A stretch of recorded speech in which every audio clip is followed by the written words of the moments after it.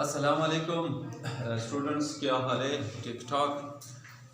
Class 9 और topic हमारा है पीरियोडिसिटी ऑफ प्रॉपर्टीज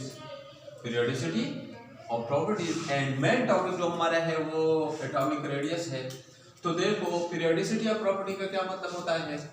पीरियोडिसिटी का और प्रॉपर्टीज का मतलब होता है कुछ प्रॉपर्टीज पीरियोडिक टेबल में ऐसे होते हैं जो पीरियोडिक टेबल में अपने आप को रिपीट कर देता है। देखो, आप लोगों ने पहले ही पढ़ा है कि पीरियोडिक टेबल को हमने एलिमेंट को ग्रुप और पीरियड में डिवाइड किया है। कभी कभार कुछ प्रॉपर्टीज ऐसे होते हैं जो टॉप टू बॉटम जब आप आते हैं तो वो डिक्रीज हो जाता है या इंक्रीज हो जाता है, लेफ्ट टू राइट आप जाता है तो डिक्रीज या इंक्रीज हो जाता है। इस तरह के प्रॉपर्टीज में रिपीटिशन हो जाता है। देखते हैं, रेडियस पर अप्लाई कर देते हैं। ये प्रॉपर्टीज जो हमने डिफिनीशन लिखा है कि repetition of properties in the periodic table is called periodicity of properties. इसको हम एक्सपेंड कर देते हैं एटॉमिक रेडियस के जरिए। तो एटॉमिक रेडियस क्या चीज होता है? देखो, एटॉमिक रेडियस हमारे पास मैंने डिफिनीशन लिखा है, the distance between the nucleus and valence shell of an atom is called atomic radius। आप कोई भी एटम ले लें, 2n² फॉर्मूला के जरिए उसका इलेक्ट्रॉनिक कॉन्फ़िगरेशन कर ले। क्या कर ले? कोई भी एटम ले ले। आप क्या कर ले? कोई भी एटम ले ले, 2n² फॉर्मूले के जरिए उसका इलेक्ट्रॉनिक कॉन्फ़िगरेशन कर ले। उसका जो वैलेंस शेल बनता है, वैलेंस शेल और उसके न्यूक्लियस के दरमियान जो फासला है उसको हम क्या कहते हैं? Atomic radius. जैसे कि मैंने ये सोडियम का एटम लिया है, सोडियम का एटॉमिक नंबर 11 है। देखो, इसके पहले शेल में 2 इलेक्ट्रॉन चले जाते हैं, 2n² फॉर्मूले के तहत इसके वैलेंस शेल में 2 इलेक्ट्रॉन आते हैं। इसके नेक्स्ट शेल में 8 इलेक्ट्रॉन, तो टोटल 10 इलेक्ट्रॉन हो गए। अब 1 इलेक्ट्रॉन रह जाता है तो वो आखिरी शेल में चला जाएगा, तो इसके वैलेंस शेल में 1 इलेक्ट्रॉन चला गया। अब देखो, इनके 3 शेल्स है, तो इस न्यूक्लियस, ये सोडियम का न्यूक्लियस है, यहां से लेकर इसका वैलेंस शेल ये है, यहां तक का फासला जो होता है वो इसका एटॉमिक रेडियस कहलाता है। समझ आया कि नहीं आया? जनाब देखो, थोड़ा आप ऑक्सीजन का देखिए, ऑक्सीजन का एटॉमिक नंबर 8 है, तो इसका ये न्यूक्लियस है। पहले शेल में इसके 2 इलेक्ट्रॉन चले जाते हैं और इसके नेक्स्ट शेल में कितने इलेक्ट्रॉन होंगे? इसके नेक्स्ट शेल में 6 इलेक्ट्रॉन होंगे। तो अब जनाब यहां से लेकर यहां तक ये जो फासला आपको नजर आता है ये इसका रेडियस कहलाता है। समझ आया होगा? मेरा मतलब ये है कि किसी एटम के न्यूक्लियस हो और इसके वैलेंस शेल के दरमियानी जो फासला होता है उसको क्या कहा जाता है? उसको एटॉमिक रेडियस कहा जाता है। उसको क्या कहा जाता है? उसको एटॉमिक रेडियस कहा जाता है। जनाब अब देखते हैं कि इसके रुझानात क्या है पीरियोडिक टेबल में। जब आप ऊपर से नीचे की तरफ आते हैं तो क्या हो जाता है, और जब आप लेफ्ट से पीरियोडिक टेबल में लेफ्ट से राइट की तरफ पीरियड में चलते हैं तो इसके साथ रेडियस को क्या हो जाता है। चलो देखते हैं, इसको मिटाना पड़ेगा। वो डस्टर इसको मिटाना पड़ेगा। चलो ठीक है, ओके। इसको ये है कि अब जो है मैं ट्रेंड्स इसका पढ़ाता हूँ, आप जरा देखिए इसको कि इसके साथ क्या हो जाता है। ठीक है, ग्रुप में जब आप ऊपर से नीचे की तरफ आते हैं, मैंने क्या लिखा है आप जरा वहां देखिए तो आपको इसका समझ आएगा। मैंने लिखा है, मैंने कुछ इस तरह लिखा है, in group from top to bottom. जब आप टॉप टू बॉटम ग्रुप में आते हैं, फॉर एग्जांपल मैं ग्रुप नंबर फर्स्ट का एलिमेंट्स लिखो तो हमारे पास हाइड्रोजन, ये हाइड्रोजन है, उसका एटॉमिक नंबर, हाइड्रोजन का एटॉमिक नंबर 1 है, तो ये इसका वैलेंस शेल है। यहां से लेकर ये फासला जो है ये रेडियस कहलाता है। ठीक है, अब इसके बाद लिथियम का नंबर आता है, तो लिथियम का एटॉमिक नंबर 3 है, तो इसके पहले शेल में 2 इलेक्ट्रॉन और इसके नेक्स्ट शेल में कितने इलेक्ट्रॉन होंगे? नेक्स्ट शेल में 1 इलेक्ट्रॉन। यहां से लेकर ये फासला जो होता है ये इसका रेडियस कहलाता है। अब जनाब इसके बाद सोडियम का नंबर आता है, तो सोडियम का एटॉमिक नंबर 11 है, तो न्यूक्लियस इसके पहले शेल में 2 इलेक्ट्रॉन और इसके नेक्स्ट शेल में 8 इलेक्ट्रॉन और इसके नेक्स्ट शेल में 1 इलेक्ट्रॉन आएगा। अब यहां से लेकर ये फासला जो होता है ये इसका रेडियस कहलाता है। जनाब इसके बाद पोटाशियम का नंबर आता है, तो पोटाशियम का एटॉमिक नंबर 19 है, तो इसके पहले शेल में 2 इलेक्ट्रॉन, इसके नेक्स्ट शेल में 8 इलेक्ट्रॉन और इसके नेक्स्ट शेल में अगेन से 8 इलेक्ट्रॉन और फिर से कितने? फिर से 1 इलेक्ट्रॉन। तो जनाब ये फासला इसका रेडियस कहलाता है। जनाब जितना भी आप ऊपर से नीचे की तरफ आते हैं मुसलसल एक शेल का इजाफा होता है। In group from top to bottom atomic radius is going to increase due to the addition of new shells successively from top to bottom. मुसलसल अगर आपको नजर आता है तो ऊपर से जब आप नीचे की तरफ आते हैं, पहले वाले एलिमेंट में एक शेल था, देखो एक पहला शेल ये है, दूसरे वाले में 2 शेल है, तीसरे वाले में 3 शेल है, चौथे वाले में 4 शेल है, पांचवे वाले में 5 शेल होंगे, छठे वाले में 6 शेल्स होंगे और सातवें वाले में, क्योंकि टोटल 7 पीरियड्स है तो 7 शेल्स होंगे। तो जाहिर बात है जब आप ऊपर से नीचे की तरफ आते हैं तो एटॉमिक रेडियस इंक्रीज हो जाता है। देखो ये फासला बड़ा है, ये फासला इससे बड़ा है। क्यों बड़ा है? क्योंकि ये देखो यहाँ 1 2 3 4 शेल्स है और यहाँ पर 1 2 3 शेल्स है और यहाँ पर 1 2 शेल्स है और यहाँ पर सिर्फ एक शेल है। तो जाहिर बात है अब न्यूक्लियस से अगर दूरी की बात की जाए तो ये फासला जो है ये यहाँ से ये न्यूक्लियस से बहुत दूर फासला है, तो इसलिए रेडियस ऊपर से नीचे की तरफ बढ़ जाता है। क्यों बढ़ जाता है? आप लोगों ने थोड़ा सा पढ़ा, आप लोगों ने पढ़ा कि ऊपर से नीचे की तरफ जब हम आते हैं तो क्या हो जाता है, रेडियस क्या हो जाता है, रेडियस इंक्रीज हो जाता है। क्यों इंक्रीज हो जाता है? क्योंकि टॉप टू बॉटम जब आप आते हैं तो न्यू शेल्स का इजाफा हो जाता है, successively top to bottom new shells का इजाफा हो जाता है, जिसकी वजह से रेडियस क्या हो जाता है, रेडियस बढ़ जाता है। लेकिन जनाब अभी आपने ये पढ़ा है, आप देखें, आप कहते हैं कि पीरियड में क्या हो जाता है। पीरियड में अगर आप देखें लेफ्ट टू राइट आप चले जाइए, थोड़ा सा आप तवज्जो दे दें तो आपको कोई मसला नहीं रहेगा। मैंने लिखा है इन पीरियड में जब आप inferior from left to right atomic radius is going to decrease हो, एटॉमिक रेडियस कम हो जाता है। एटॉमिक रेडियस कम क्यों हो जाता है? रीजन आपने लिखना है,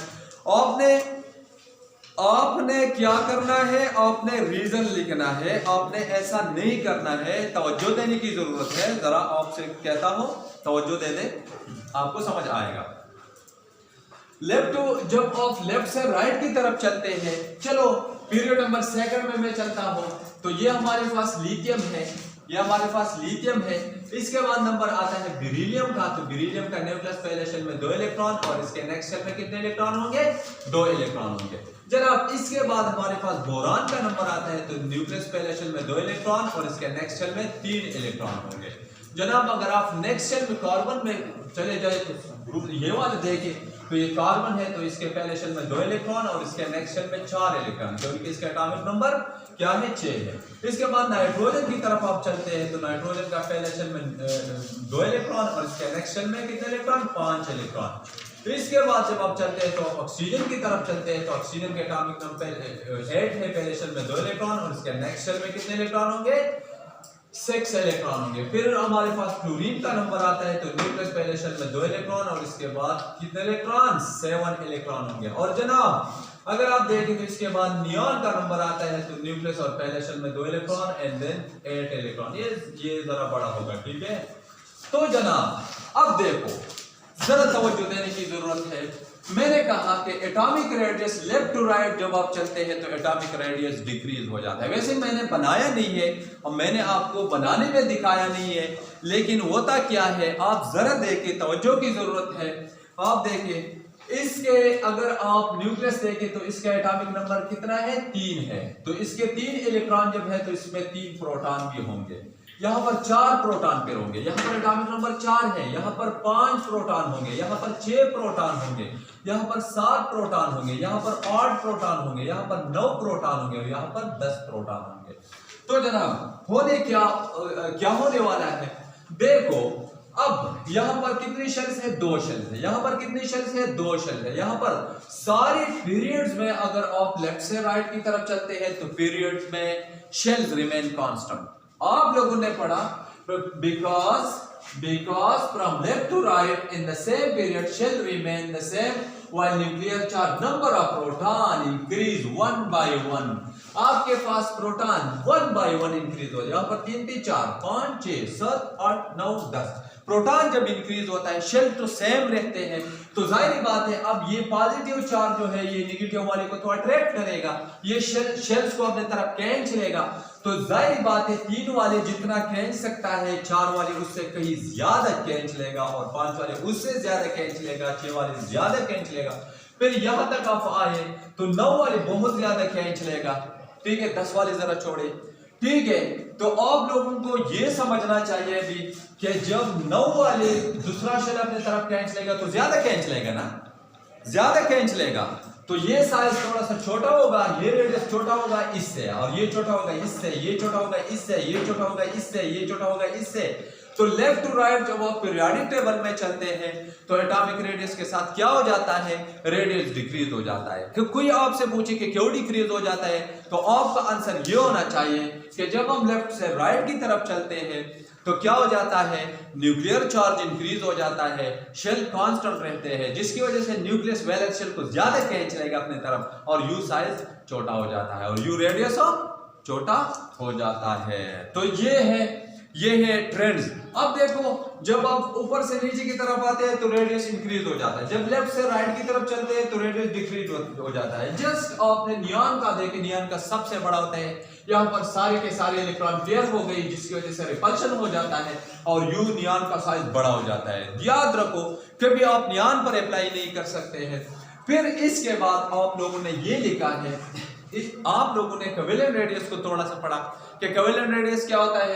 कोवेलेंट रेडियस आप सिमिलर एटम ले ले, दो सिमिलर एटम्स से जो बॉन्ड बना होता है, फॉर एग्जांपल आपने H2 पढ़ा, H2 ये दो हाइड्रोजन से मिलकर बना होता है, एक हाइड्रोजन का एटम ये है और दूसरा हाइड्रोजन का एटम ये है, दोनों ने बॉन्ड किया है, दो एक इलेक्ट्रॉन एक दूसरे के साथ शेयर किया है, तो ये कोवेलेंट बॉन्ड है। ये क्या है, इस कोवेलेंट मॉलिक्यूल का ऑफ इस न्यूक्लियस से लेकर इस न्यूक्लियस तक जो जितना फासले है उसका हाफ ले लें, इसका जो हाफ आपने लिए इसको हम क्या कहते हैं, कोवेलेंट रेडियस कहते हैं। या आप इस तरह करें, आप चलो फ्लोरीन ले ले, फ्लोरीन का एटॉमिक नंबर 9 है, तो इसके पहले शेल में 2 इलेक्ट्रॉन और इसके नेक्स्ट शेल में कितने इलेक्ट्रॉन होंगे, 7 इलेक्ट्रॉन होंगे। तो जनाब एक और फ्लोरीन आप ले लें तो इसके पहले शेल में 2 इलेक्ट्रॉन और फिर इसके बाद इसके कितने इलेक्ट्रॉन होंगे, इसके इतने इलेक्ट्रॉन। जनाब अब देखो यहां से लेकर यहां तक ये फासला जो है इसका हाफ ले ले, ये दो न्यूक्लियाई के दरमियान जो फासला है